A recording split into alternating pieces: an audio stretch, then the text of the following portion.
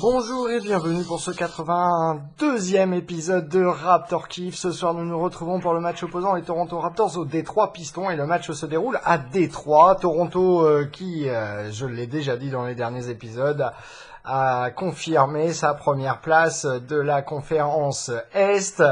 Détroit qui se retrouve 9e de la conférence Est et qui ne peut plus rien espérer.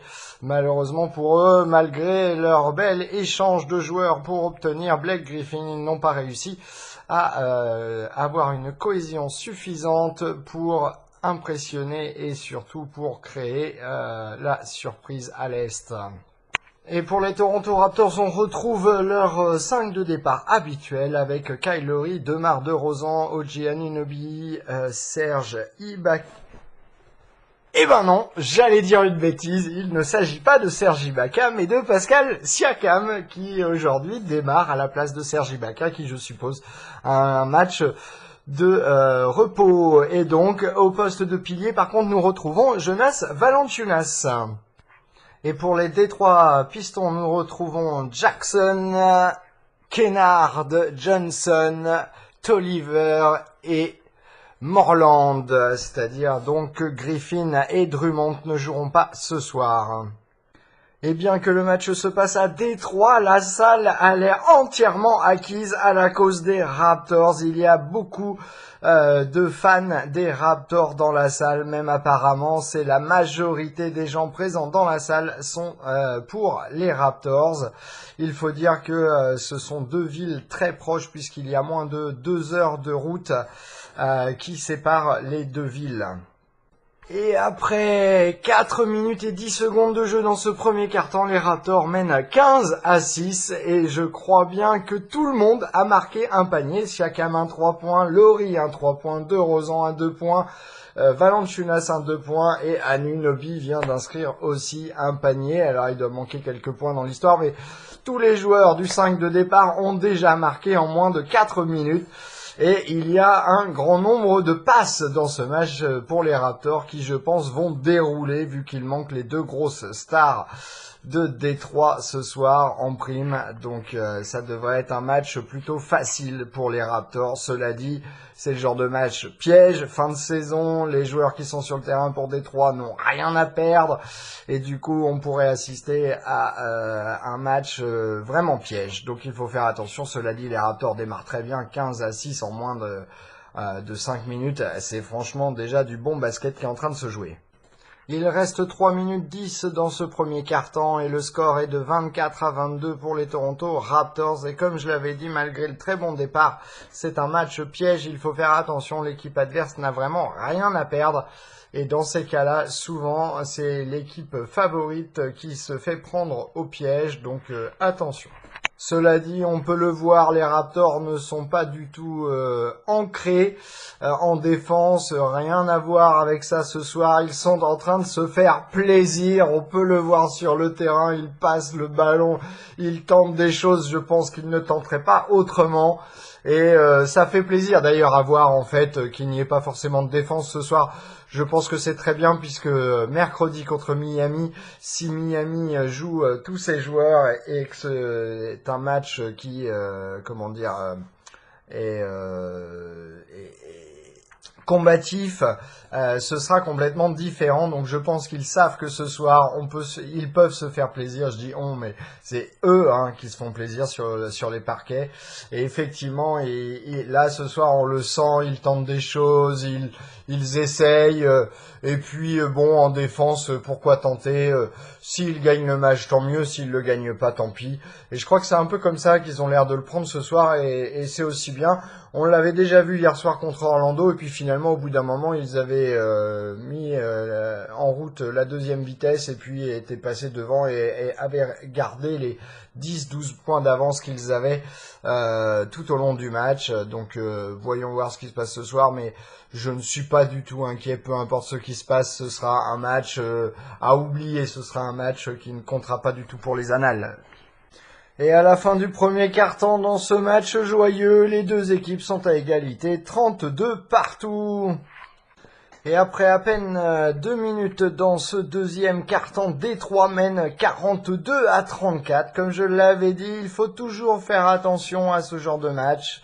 Et les Raptors qui prennent encore ce match par-dessus la jambe. Et là, la deuxième unité qui ne possède pas Fred VanVleet ce soir, qui est donc blessé au dos, comme je vous l'avais indiqué dans le podcast hier, suite au match, il s'est fait une contracture au bas du dos durant le match contre Orlando, et donc il ne joue pas ce soir, et c'est Alfonso Brown qui jouait hier soir par contre à San Antonio avec les Raptors 905 pour la finale de la G-League, et qui ce soir joue avec les Toronto Raptors. C'est plutôt hallucinant cette histoire, et qui d'ailleurs devrait jouer du coup demain soir le match retour à Toronto contre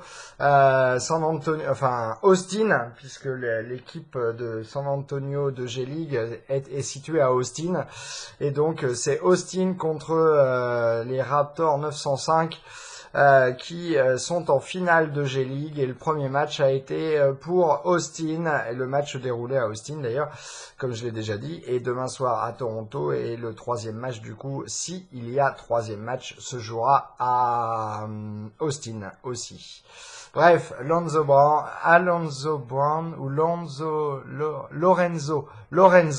je crois que c'est ça son prénom, Lorenzo Brown, qui joue ce soir pour les Raptors à la place de Fred VanVleet.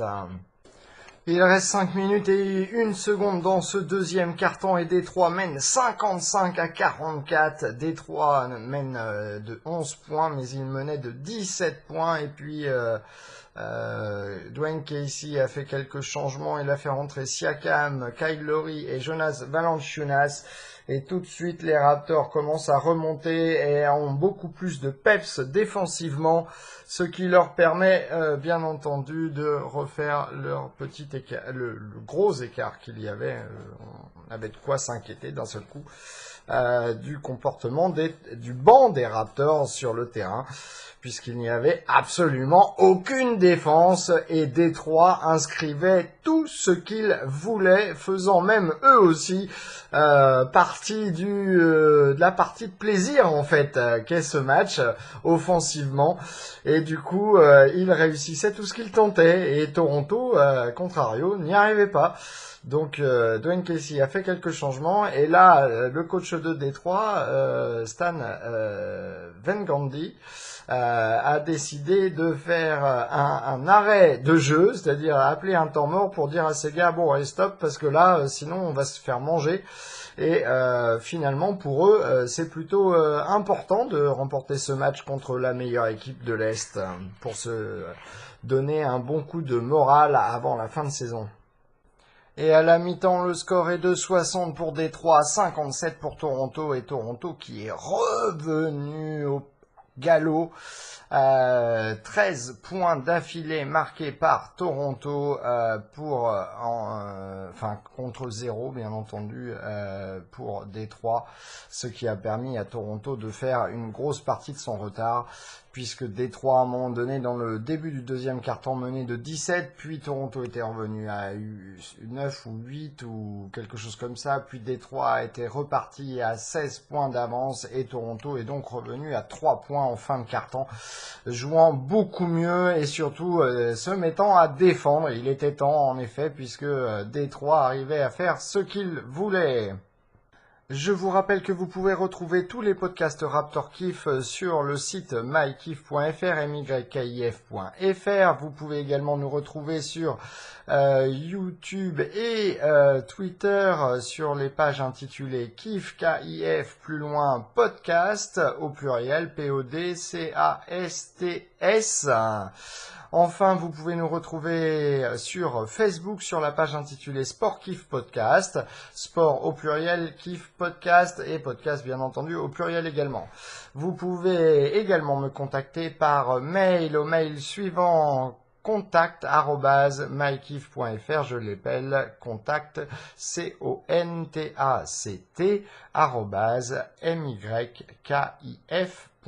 @mykif.fr.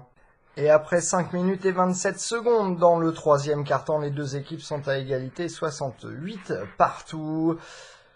Et ce match est devenu une vraie bataille sur le terrain.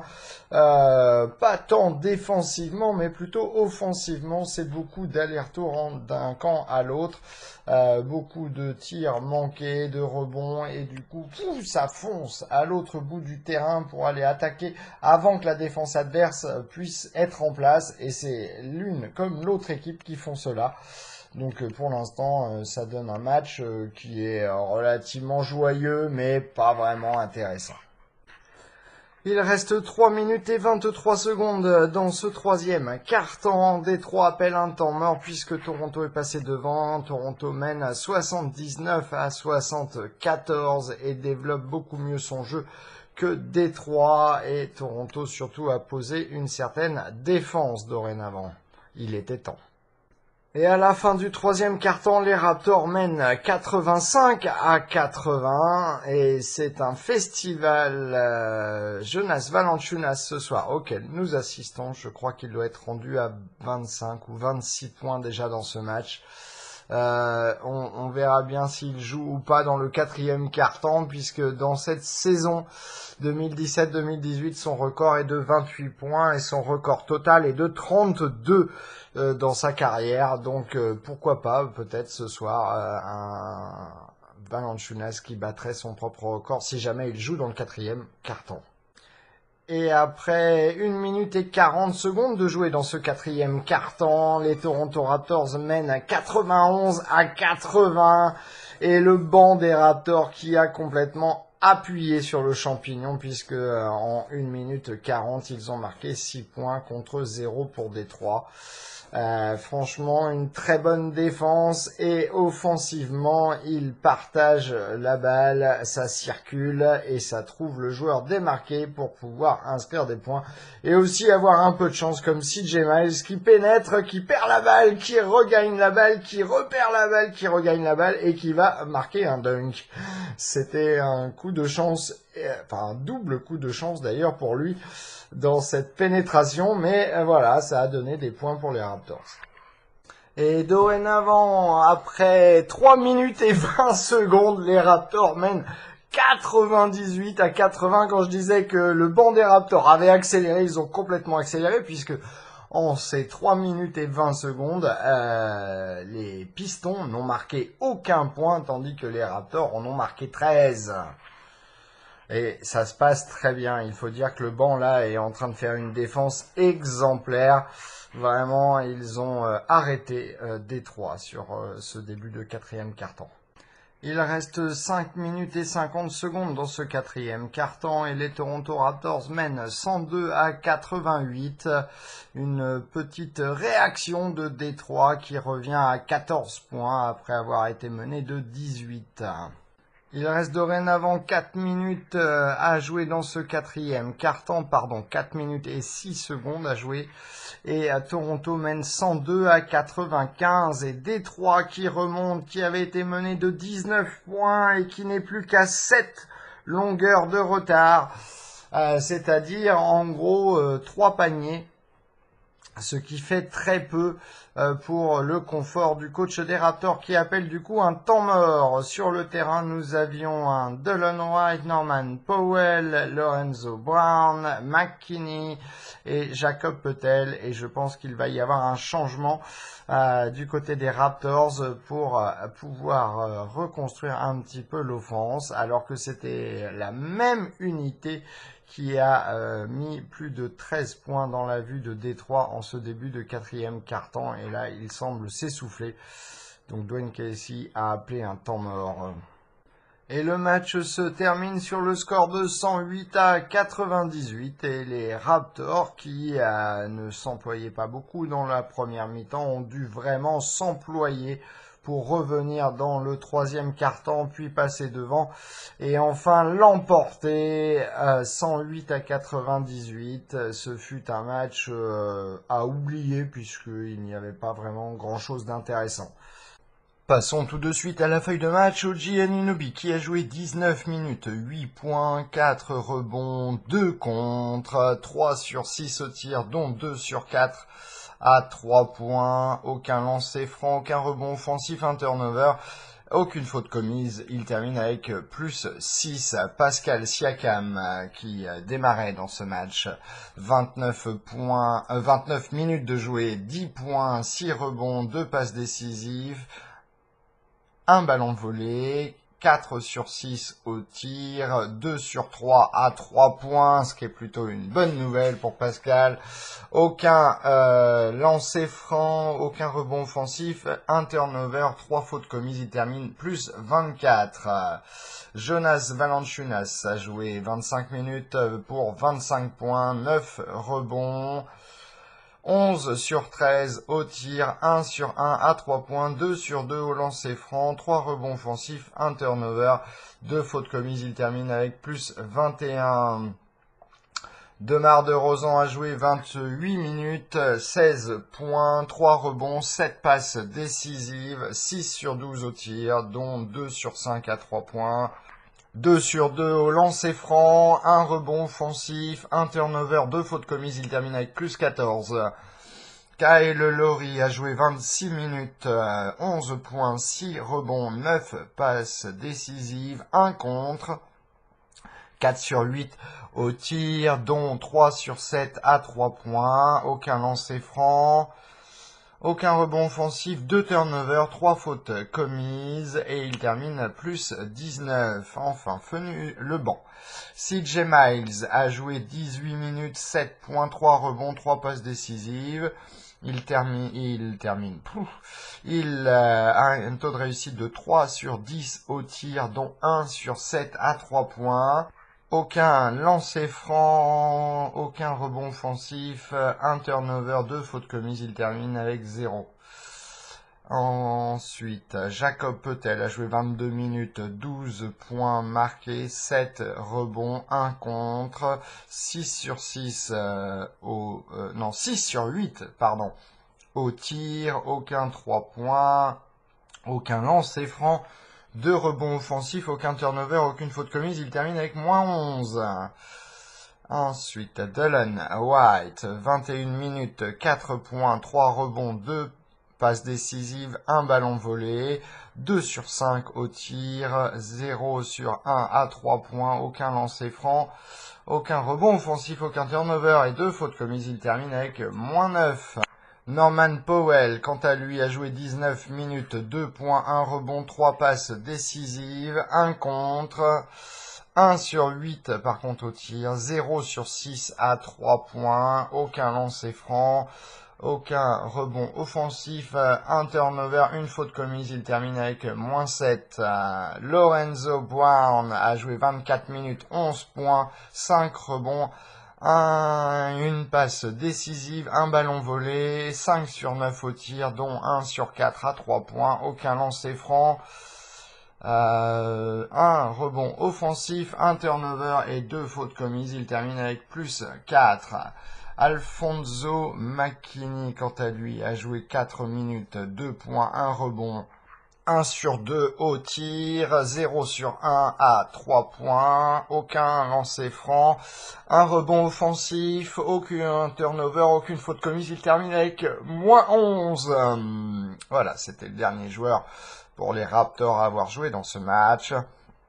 Alors, les Raptors qui ont marqué 108 points, 48 rebonds, 27 passes décisives, 3 ballons volés, 5 contre, 46 sur 87 au tir, ce qui donne 53% de réussite, 12 sur 39 à 3 points, 30% de réussite, 4 sur 4 au lancer franc, 8 rebonds offensifs, 9 turnovers, ce qui est beaucoup mieux que dans les autres matchs, et 17 fautes commises pour les Raptors.